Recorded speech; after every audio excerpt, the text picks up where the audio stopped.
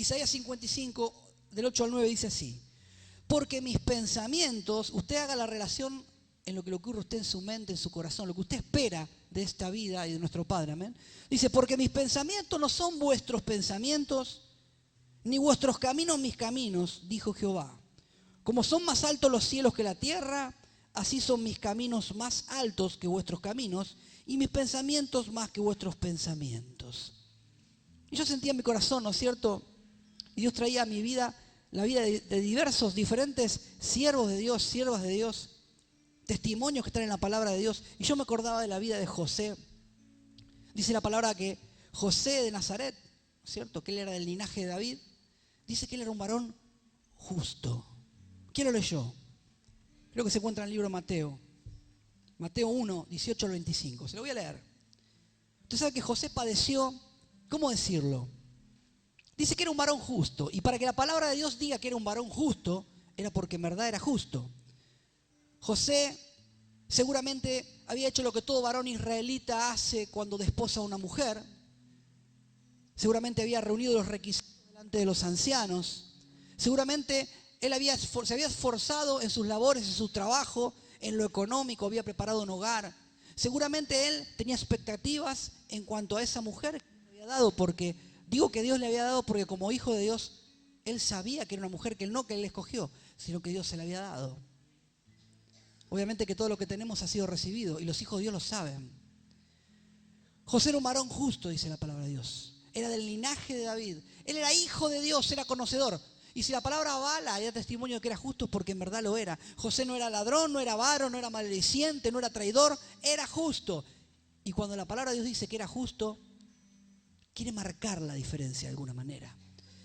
Pero aquí dice la palabra de Dios que él se encuentra de repente con la noticia que María, está mal escrito en la palabra Reina Valera, traducción, se llama Miriam en verdad, no es María, pero bueno, nosotros decimos así, así nos enseñaron. Dice que María se encuentra con que estaba embarazada. Y yo me imagino el quebranto de ese varón porque él vivía en justicia, él quería agradar a Dios. Y se encuentra con que en un pueblo chico como Nazaret, su desposada, su esposa, y digo esposa porque en aquel tiempo cuando alguien estaba desposado, lo único que había una diferencia entre estar desposado y estar casado era que no se habían conocido en la intimidad aún. Pero ya ella era su esposa porque había sido desposada y él era su esposo. O sea que se debían entre sí fidelidad. Y yo me imagino a este varón justo en un pueblo chico como Nazaret. Habrá analizado en su corazón, habrá sentido la traición primeramente. Habrá pasado también por la vergüenza. Se habrá sentido deshonrado. Él seguramente que confiaba y esperaba en María. Le había escogido para toda la vida y él pensaba en que bueno, era una mujer que lo iba a honrar y respetar porque en verdad los dos eran judíos. Los dos conocían la ley, habían sido instruidos. Si no, María no hubiera sido escogida para engendrar al Cristo y si no, no hubiera sido escogido para cuidar y velar por el Cristo y criarlo como un padre. Y yo me imagino que él habrá pasado por todos los estados. Vergüenza, desánimo, tristeza, dolor, aflicción, enojo, rencor, por todos los estados, porque claro, su esposa no había estado con él. Y él se encuentra con que estaba encinta. Y les voy a leer la palabra para que no se escape ningún... Esto para ir entrando en el tema en cuanto a la adversidad cuando estamos en justicia. Siempre que vivas adversidades y vos sabés que tu corazón no te reprende y estás viviendo justamente, ese es el camino a la bendición que Dios tiene, a la gracia que Dios tiene preparada para vos. ¿Quién dice amén? Dice, el nacimiento de Jesucristo fue así. Estando desposada María, como dije recién, los desposados eran, ¿cómo decirlo? Eran tratados legalmente como esposos. La sociedad los veía legalmente como esposos, aunque no se hubieran unido en la intimidad, ¿no es cierto? Físicamente. Dice, estando desposada María, su madre, con José, antes que se juntasen, se halló que había concebido del Espíritu Santo. José su marido, y dice marido por lo que acabo de explicar, aunque estaban desposados, ya eran esposos, como era justo, dice, Dios lo eligió bien, y no quería infamarla, quiso dejarla secretamente, y ahí me voy a detener. Usted sabe que en aquel tiempo se estilaba apedrear a la persona que era hallada en adulterio. Claro, como dije recién, él habrá pasado por el dolor, por los celos, vaya a saber qué cosas habrán pensado por su mente. Él que no había estado todavía con María y María estaba embarazada. Habrá pasado por diversos estados, diversas emociones, pero él sabía cuál iba a ser el fin de María y él hasta ese momento, en verdad, la había amado. Él había hecho todo, absolutamente todo, para que ella sea su mujer. Antes no era fácil que un padre te entregue a su hija. Ahora tampoco tendría que serlo. Y dice que él, como era justo, quería librarla de que sea apedreada, porque usted sabe que aquel que era sorprendido en adulterio en aquel tiempo eran llevados los dos públicamente, todos los rodeaban, y dice que tomaban piedras grandes, y les tiraban piedras en la cabeza, en el cuerpo, y ¿saben qué? A veces quedaba la montaña de piedras, y quedaba por años esa montaña. Nunca más se sacaban los cuerpos de ahí. Ambos dos eran asesinados, eran lapidados. Dice que como José era justo, no quería infamarla, dice. Y quiso dejarla secretamente. Claro, él la quería librar de eso. Y pensando él en esto, y ahí me voy a detener, usted sabe que Dios conoce los pensamientos. Dice, pensando él en esto. Como dice la palabra de Dios, Dios no puede ser burlado. Como dice la palabra de Dios, el que hizo el ojo no verá. Dios escudriña la mente y el corazón. Claro, había un propósito de Dios único e irrepetible con esa mujer. Y había un propósito de Dios único e irrepetible con ese varón José. Pero aquí ellos, al ser justos los dos, estaban atravesando una etapa de aflicción. Yo no me quiero imaginar María el temor que habrá tenido en su corazón, las dudas, la incertidumbre, terrores habrá tenido, porque sabía que en aquel tiempo ella iba a enfrentar a sus padres, iba a enfrentar a su familia, a sus vecinos, a todos, a José, a la familia de José, a causa de que ella estaba encinta. ¿Cómo iba a explicar esa jovencita que se calcula que tenía 16 años a la sociedad que estaba embarazada? Y usted sabe que seguramente los dos pasaron por esa aflicción, ese miedo a la muerte. No era miedo al desprecio, quizás no era miedo a que te rechacen, a ser reprendido. El fin ante ese pecado era la muerte. La muerte de ella, una inocente, y la muerte de la amada de un varón también inocente que se encontraba con esta sorpresa de que si él abría la boca, la iban a matar a piedrazos, a lapidar, a apedrear. Y Dios conocía el corazón y la mente, el pensamiento de él. Y dice, y pensando él en esto, he aquí, un ángel del Señor le apareció en sueño. Usted sabe que son fundamentales los sueños. A veces Dios tiene una precisión por gracia impresionante. Y muchas veces dejamos caer por tierra y dejamos, ¿cómo decir?, que caigan en el olvido advertencias tremendas de Dios. A veces con extraños, a veces con hermanos, y lo peor de todo a veces con nuestro propio corazón. Decimos, bueno, esto no es tan así. No será para tanto. Y no tomamos que el reino de los cielos se acerca a nosotros a veces para advertirnos, para instruirnos, para librarnos quizás de un juicio, de algo que está por venir. Usted imagínese que si José mandaba apedrear a María, obviamente que Dios no le iba a permitir. Pero eso le iba a contar por falta a José, porque ya Dios se había manifestado en los sueños de José para que él no lo haga. Dice, y pensando él en esto, aquí un ángel del Señor le apareció en sueños y le dijo, José, hijo de David, o sea, con esto él certifica que conocía a José en profundidad, amén. El ángel se presenta y le dice, José, hijo de David, porque él venía del linaje de David, como para decirle, como para certificar que en verdad se dirigía a él puntualmente, no al azar. Y le dice, José, hijo de David, no temas recibir a María, tu mujer. O sea, Dios prepara un lugar seguro para Jesús y para María, amén. Porque lo que en ella es engendrado del Espíritu Santo es. Dice, y dará a luz un hijo y llamará su nombre Jesús, porque él salvará a su pueblo de sus pecados. Y yo sentía en mi corazón, usted sabe que el enemigo más asesino que podemos llegar a tener nosotros, que tiene poder a veces sobre nuestra vida, no es otro que el pecado. Y Cristo tuvo que venir a librarnos de eso, imagínese. Porque él salvará a su pueblo de sus pecados. No tenían que ser salvados del diablo ni de ninguna otra cosa, de sus pecados. Todo esto aconteció para que se cumpliese lo dicho por el Señor por medio del profeta cuando dijo, he aquí una virgen concebirá y dará a luz un hijo y llamará su nombre Emmanuel, que traducido es Dios con nosotros. Eso se encuentra en el libro de Isaías, creo capítulo 7. Y despertando José del sueño, hizo como el ángel del Señor le había mandado y recibió a su mujer. Es tremendo lo que hizo José. Vamos a ponernos por un instante en la vida de él. Imagínese que a usted le ocurre esto. Usted está desposado, usted es justo, del linaje de David. Usted se desposa, pero aquí se encuentra en ese tiempo, ante la realidad que había, ¿no es cierto?, espiritual en ese tiempo, con que su desposada está embarazada. Y usted piensa en desecharla. Imagínese el dolor que él tendría. Él diría, bueno, yo soy justo, mirá la adversidad que estoy viviendo. Muchas veces a nosotros nos ocurre que sabemos que estamos bien plantados delante de Dios, podemos tener un defecto, algo pequeño, pero sabemos cómo estamos, cómo está nuestro corazón delante de Dios.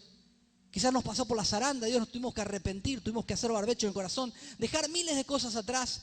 Y cuando estamos bien plantados en un tiempo que decimos, bueno, Señor, estoy aliviado, me siento bien porque estoy bien contigo, nos toca transcurrir por tiempos de tremenda desgracia. Pero usted sabe que la gracia de Dios, igual que su misericordia, se renuevan y se renuevan y se renuevan.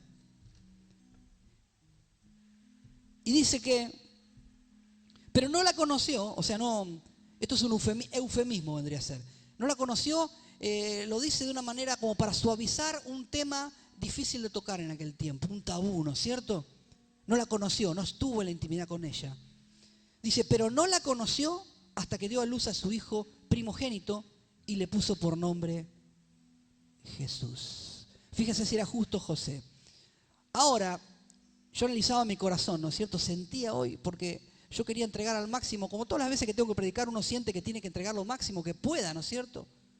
Lo máximo que pueda, porque uno es administrador de las cosas de Dios. No se puede hacer así nomás la cosa, uno tiene que orar, ver que Dios le habla, qué le dice, tomar apunte, ver qué siente de parte de Dios. Y yo sentía en mi corazón, y sentía que este pueblo tenía que tomar esto que le voy a decir, que lo que parecía una tragedia, lo que en verdad era una tragedia, con los ojos de carne, se transformaba y se iba a transformar en una bendición. Criar al Cristo, criar al Salvador de este mundo. Y muchas veces nosotros vivimos adversidad, necesidad, quebranto, dolor, muchas cosas, y nos esforzamos en la justicia y mejoramos en esa justicia. Y el Espíritu Santo Dios añade y nos esforzamos aún más en esa justicia y tratamos de estar en justicia cada día velando, hilando finito, a ver qué hay acá, a ver qué hay en el corazón. A ver por qué, Señor, pensé esto, me arrepiento, Padre, por haber pensado tal o cual cosa, para salir de la adversidad, para salir de la desgracia. Hay a veces que necesitamos una sanidad, un milagro en nuestro cuerpo y nos esforzamos, nos santificamos, decimos, Señor, yo te quiero honrar con mi vida, pero saname, Señor. Y pasan los años, pasan los meses. Y ese aguijón, como tuvo el apóstol Pablo, no es quitado. Y a veces llegamos a dudar de la gracia de Dios para con nosotros. Decimos, Señor, ¿cómo es posible que haya gracia para cualquiera y no para mí? No ves mi esfuerzo. Seguramente José se sentía el más desgraciado. Y le voy a decir una cosa. Seguramente en Nazaret, José y María, ante el ojo natural, eran los más desgraciados. Porque ella iba a morir y él iba a quedar afrentado. Yo no creo que haya persona que haya sido más atribulada, aún estando en justicia, en ese pueblo, que José y que María a causa de los propósitos de Dios. ¿Quién dice amén? Pero lo que parecía una tragedia, lo que en verdad era una tragedia, como quizás vos sientas que tu vida es una tragedia, como muchas veces yo siento que hay cosas en mi vida que pueden llegar a ser una tragedia, resulta que Dios tenía planes. Porque dice, mis pensamientos no son vuestros pensamientos, ni mis caminos son vuestros caminos, dice la palabra en Isaías. Amén. Ellos iban a ser, por decir de una manera, los autores de la bendición más grande que la humanidad pudo ver con sus ojos. Amén. Que era el criar al Cristo, era una honra. Pero ellos tuvieron que ser ese tiempo, los primeros meses de embarazo, quizás tratados de una manera especial. Dios podía haber hecho las cosas de mil maneras diferentes, porque dice que el Cristo iba a venir del linaje de David. Y usted sabe una cosa, eso estaba profetizado. Era una realidad. Pero María no era del linaje de David. El que era del linaje de David era José. Dios podía haber utilizado a José para que se llegue a María, pero no.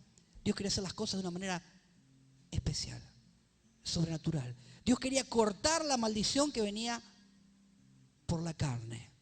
Porque por un hombre había entrado la maldición, pero por un hombre se tenía que terminar la maldición. Amén, ¿usted entiende? Por Adán entró la maldición, por Eva entró la maldición. Dios tenía que poner la parte sobrenatural en esa mujer. Y usted sabe que a veces nuestros planes, por decir de una manera, son truncados, pero son truncados para bien. A veces Dios nos lleva a ciertas situaciones y lo que parece ser malo a veces es parte de la bendición. Como decía el apóstol Pablo, que él llevaba un aguijón en la carne y que Dios había mandado un emisario de Satanás para que lo bofeteare. Y también hay una parte que dice que el apóstol Pablo dice, mis hermanos hubieran sacado sus propios ojos para dármelo. Se cree que el apóstol Pablo era ciego, tenía un problema de vista. Pero está escrito también que el apóstol Pablo tenía, ¿cómo decir? Ese aguijón en la carne permitido por Dios. Y ese emisario de Satanás que lo bofeteaba cada tanto, porque Pablo tenía tanto de Dios que tendía a envanecerse. Y Dios, para hacerle un bien y para utilizarlo en justicia, había enviado ese aguijón en su carne. Pero no era para desgracia y para mal. Seguramente ha estado afligido en la cárcel. ¿Cuántas veces estuvo preso? ¿Cuántas veces naufragó el apóstol Pablo? Con ese aguijón en su carne. Pero Dios sabe por qué hace las cosas. Y en el caso de José, lo que parecía una desgracia iba a ser una bendición. Amén. Usted sabe que es necesario entregarnos a los planes de Dios, a los propósitos de Dios. Yo sé que José estaba diseñado para el propósito de Dios, para ese propósito. Y cada uno de nosotros estamos diseñados para el propósito que Dios tiene para cada uno de nosotros. Cada uno de nosotros somos una herramienta específica. Y aún estando limpios como una herramienta limpia, aún estando impecables, brillosos, lustrados, como una herramienta, a veces pasamos por, entre comillas, injusticias, quebrantos, adversidades. A veces sentimos que no somos una herramienta. Usted sabe que si usted visita algún día un taller mecánico, usted va a encontrar que están todas las herramientas comunes, las llaves, los tubos, las pinzas, todo. Pero quizás usted, si presta atención, se va a encontrar con una herramienta que capaz que es un poco extraña, un poco retorcida. Y usted dice, ¿y esta herramienta qué rara que es? Y a veces nos sentimos como esa herramienta. Pero usted sabe que a veces hay partes en un motor, en una pieza, que no se puede llegar con una herramienta común. Se tiene que tomar esa pieza que fue hecha a medida para aflojar esa tuerca. ¿A quién le ocurrió alguna vez? Hay llaves que son así de largas y todas retorcidas, dobladas. Y uno dice, ¿y esta llave quién la va a usar? Pero un mecánico experto la diseña a veces. Los mecánicos diseñan sus herramientas en su taller a veces. Ellos lo hacen con sus manos, a medida para una tuerca específica, para un tipo de motor específico, para un propósito específico. Amén. Y eso ocurre muchas veces con nosotros. Sentimos que somos una herramienta retorcida o que estamos en desgracia. Pero Dios tiene un propósito con cada uno de nosotros. Así que si estás caminando en justicia, en honestidad, si no estás robando, mintiendo, adulterando, haciendo nada, maldiciendo, traicionando, si no estás ofendiendo y contristando al Espíritu Santo de Dios, si no estás pecando contra Dios y contra el cielo, y presta atención a esto, si no estás pecando contra Dios y contra el cielo, y estás pasando adversidad, yo te invito a que tengas ánimo, a que tomes esta promesa en este tiempo, porque por algo Dios la puso en mi corazón. Y me ha pasado muy pocas veces que antes de abrir los ojos ya tenía la prédica en la cabeza. Muy pocas veces me pasó, para la gloria de Dios. Después había unos varones que llamaban Ananías. ¿Quién lo ha leído? Ananías, Misael, Azarías y Daniel. Esos tres varones, te voy a contar. Esos varones eran judíos, vivían en Judá, eran de clase media, tenían una posición medianamente acomodada, eran justos porque eran hijos de Dios. Pero aquí en determinado momento, a causa de los falsos profetas, a causa de la desobediencia del rey de Judá, lo voy a contar breve, vienen Nabucodonosor y los deportan a Babilonia y los llevan esclavos. Esos tres varones, de ser de una clase acomodada, media, de ser adoradores de Dios, de tener habilidades especiales, porque Nabucodonosor no convocaba a nadie a su palacio de los servicios si no eran de bello parecer y si no eran instruidos, de buen habla, si no eran personas cultas. Eso denota que en verdad esos varones, también Daniel, ¿no es cierto?, que fue llamado Belsasar después, no eran cualquier cosa. Pero ellos se encuentran con que son deportados a Babilonia, los llevan a la esclavitud a servir como sirvientes. Y dice que unos soldados cualquiera les cambiaron el nombre y le pusieron otro nombre.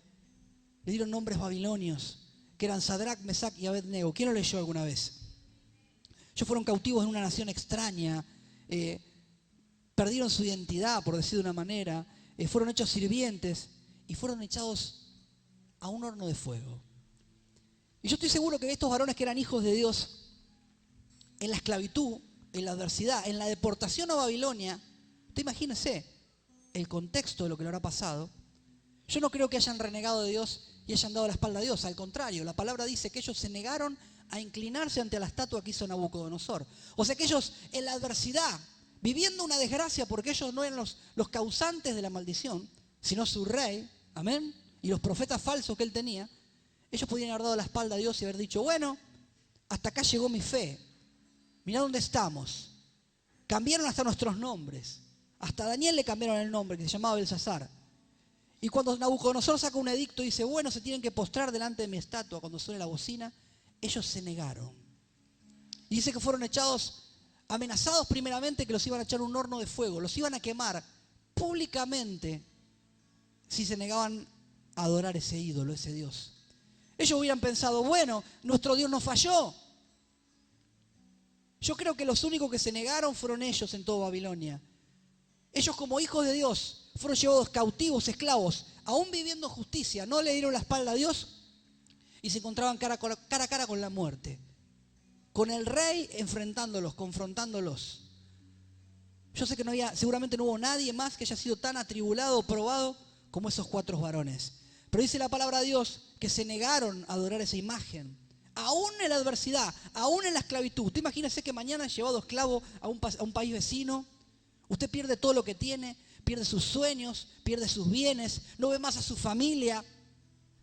Si tenía algún ser amado, no lo ve más. Usted es arrancado del futuro que sus padres soñaron porque ellos tenían instrucción. Los padres seguramente habían velado para que ellos tengan una vida digna.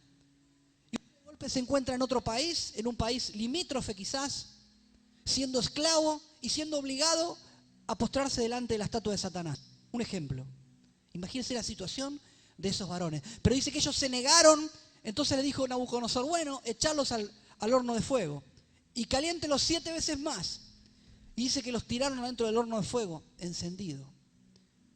Ellos llegaron, por decir de una manera, a tocar fondo, a lo más profundo de lo que un justo puede vivir en adversidad. Pero fíjate que fue en el peor momento, con todo ese trato que Dios tuvo con ellos, en el peor momento, ellos danzaban dentro del horno cara a cara con Dios. Porque dice la palabra de Dios, dice, ¿cómo no echamos 3 adentro del horno y se ven 4? Dice, y uno es similar, tiene apariencia al Hijo de los Dioses. Y ellos salieron del horno, Nabucodonosor los mandó a sacar, salieron. Y dice que Nabucodonosor dijo y proclamó que no había un Dios más grande que el Dios de los hebreos. Y que nadie se levantase en contra de ellos y que nadie dijera más nada de ese Dios. Porque los que llevaban en andas a ellos y los tiraron en el horno se murieron quemados. Pero ellos no tenían ni olor a humo en el pelo. Ahora vos fijate hasta dónde el Señor lleva a los justos. Fijate hasta dónde el Señor te puede llevar. Y ellos después fueron como condecorados porque tuvieron una posición muy honrosa. Daniel creo que sobrevivió 5 reyes. Muchos reyes. Él era consejero del rey siempre. El rey cambiaba y él al lado del rey. Era escogido porque tenía una sabiduría, dice, que provenía de Dios. Y aún los justos, los escogidos, los consagrados, los que se destacan de entre los simples a causa del Espíritu Santo de Dios, aquellos que hallaron gracia delante de los ojos de Dios, aquellos que se guardaron aún frente a la muerte, también son expuestos a un tiempo de adversidad, a un tiempo de ajuste, de apriete, a un tiempo de prueba a causa del propósito. José y María tuvieron un tremendo ministerio. Y digo ministerio porque era un ministerio. Usted sabe que a los niños judíos había que educarlos. El padre tenía la obligación de instruirlo al niño y enseñarle la ley, la Torá, los profetas, presentarlo en el templo, llevarlo a hacer las fiestas, participar de las ofrendas, de los holocaustos, de los sacrificios. La iniciación del varón judío, del niño judío, era responsabilidad de su padre. Y ustedes fíjense cómo empezó el ministerio de José, porque de José mucho más no se habla. Hasta él terminó yéndose a otra nación a causa del pedido de Dios. Cuando anhelaban matarlo a Jesús, se presenta un ángel y le dice, llévate al niño y a María a Egipto porque anhelan matarlo. Quieren matar al niño, intentan matarlo. Y él esa misma noche se fue, tomó a su esposa y a su hijo, lo cargó en un burro y se fue a otra nación. Dejó todo atrás. Fíjate si Dios no se equivoca. Dios no se equivoca con José. Dios no se equivoca con ustedes, Dios no se equivoca conmigo. Nosotros somos los que nos equivocamos muchas veces. Porque desmerecemos el propósito de Dios para con nosotros. Porque estamos en pobreza, en enfermedad, en aflicción o en la vejez. Y a veces es como que de labios decimos, gloria a Dios, Señor, sí te creo. Pero nuestros hechos demuestran lo contrario. Y usted sabe que contristar al Espíritu Santo de Dios, lo primero, lo que más lo contrista es la incredulidad. Por eso Dios aborrece la incredulidad. Así que si te encontrás en adversidad, si estás en un estado vulnerable en este tiempo, el Señor puede hacer todas las cosas. Como cambió el corazón de José para con María. Como cambió la situación en la que se encontraban esos varones, Sadrac, Mesac y Abednego, en el horno de fuego. Él envió el ángel de Jehová. Y usted sabe que el ángel de Jehová, o Jehová de los ejércitos, en el Antiguo Testamento, era el Señor Jesucristo. Cristo mismo estuvo danzando, porque dice que danzaban y adoraban a Dios en el medio del fuego. Imagínense la gloria, la unción que habría habido ahí para que ellos tengan ganas de adorar a Dios. Claro, ellos habrán dicho, bueno, acá nos morimos y nos vamos a la eternidad. Nos vamos al seno de Abraham, como era antes. Pero qué sorpresa que se llevaron, amén. Y usted sabe que otra, por ejemplo, por decir otro ejemplo, la vida de Saulo de Tarso. Saulo de Tarso también era una familia acomodada. Saulo de Tarso, por decir de una manera, tenía la vida resuelta. ¿Por qué? Porque había sido instruido, era de una clase media alta, tenía privilegios religiosos, tenía privilegios sociales. Él había cuidado los mantos de los que estaban apedreando a Esteban en aquel tiempo. Él era parte de la élite. Y él perseguía a la iglesia de Jesucristo. Él se levantaba en contra de la iglesia de Jesucristo porque él sentía en su corazón que estaba haciendo lo bueno, que a eso lo había llamado Dios porque él tenía un celo, entre comillas, santo, a causa de la crianza farisea que había tenido. Pero este varón un día se encuentra en adversidad. ¿Por qué? Porque un día más, un día cualquiera en el cual él se creía que estaba en victoria porque llevaba cartas que lo autorizaban a aprisionar a los cristianos y a meterlos presos y quizás hasta matarlos. Él llevaba la autoridad del hombre en la mano. Un día iba a sus anchas camino a Damasco y cuando Jesucristo se le presenta,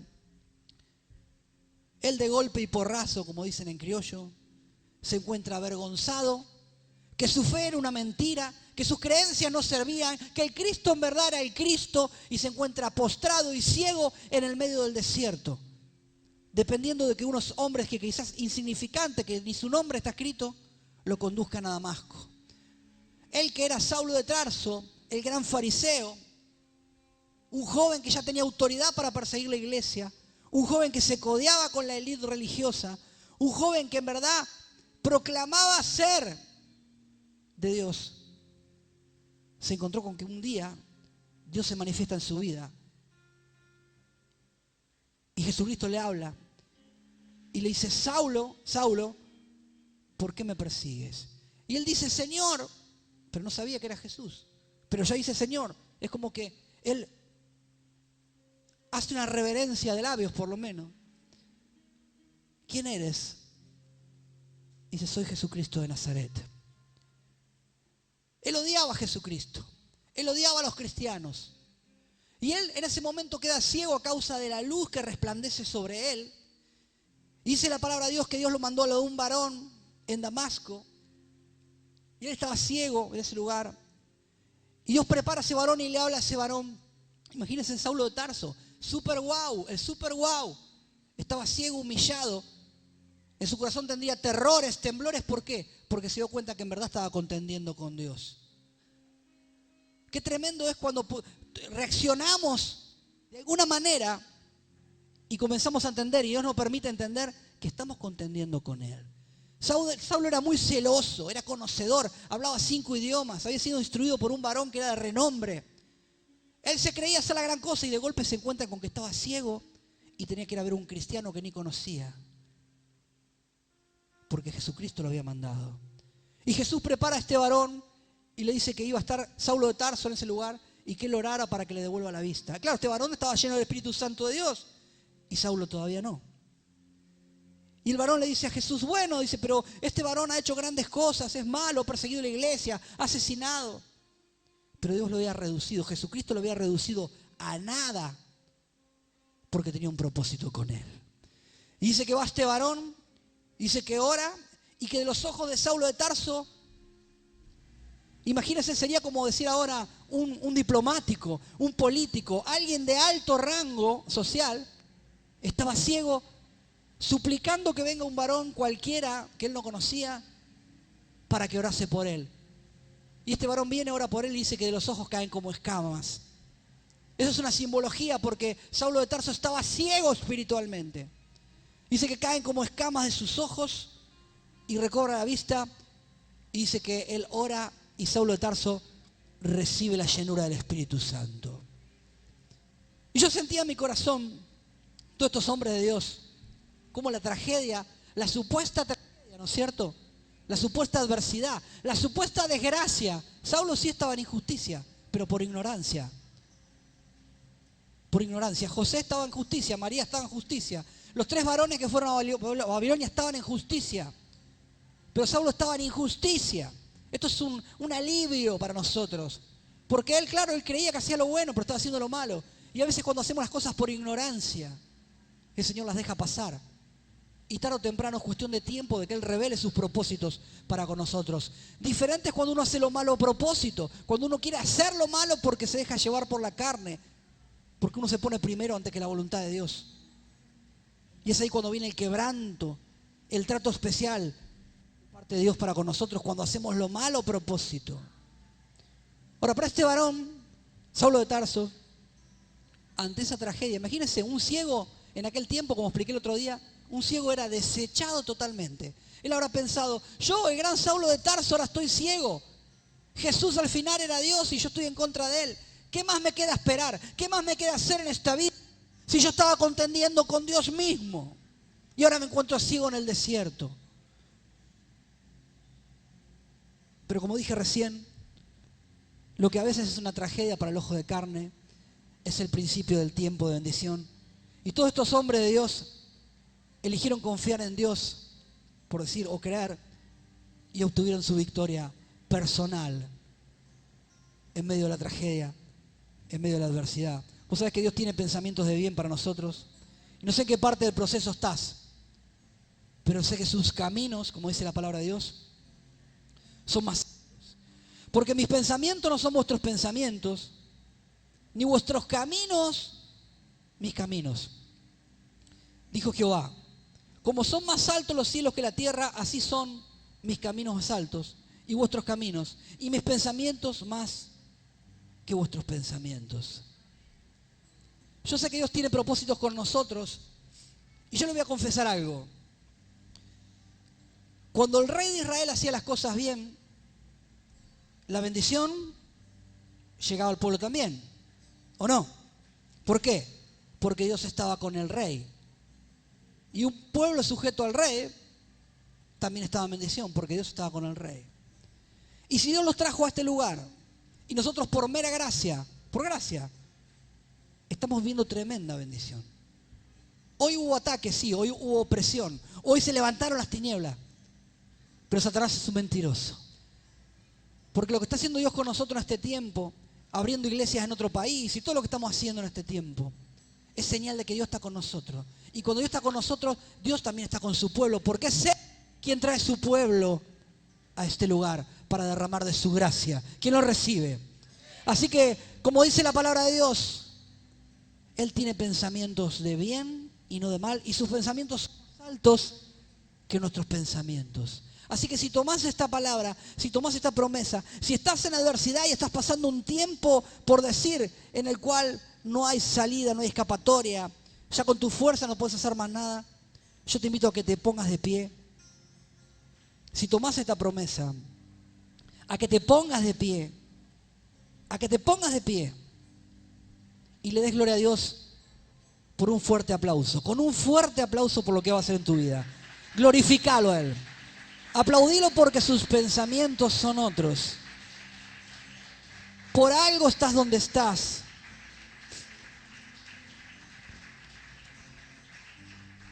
Ninguno de nosotros estamos como José y María. Ninguno de nosotros estamos como Sadrac, Mesac y Abednego. ¿Amén? Ninguno de nosotros estamos como Saulo de Tarso. O sea que las aflicciones de este tiempo no se comparan con la gloria venidera, dice el apóstol Pablo. ¿Amén? Así que yo los invito a que tomen esta palabra por fe, recíbala en su corazón, atesórela, tome esta promesa en verdad. Porque usted la deja caer en verdad, se la está perdiendo, porque esta promesa es por gracia. Así que los bendigo en el nombre poderoso de Jesús. Abrace a su hermano, denle un abrazo de amor, bendiga a su hermano en el nombre de Jesús. Amado y santísimo Rey, te doy gracias por esta oportunidad, Señor. Te pido que sean tus ángeles guardando en el camino de regreso a mis hermanos, Señor. Te pido que tu gracia, amado Padre, los rodee, Señor amado. Te pido que nada pueda robar esta bendición, Señor amado, que tú has traído a nuestras vidas. En el nombre poderoso de Jesús. Amén.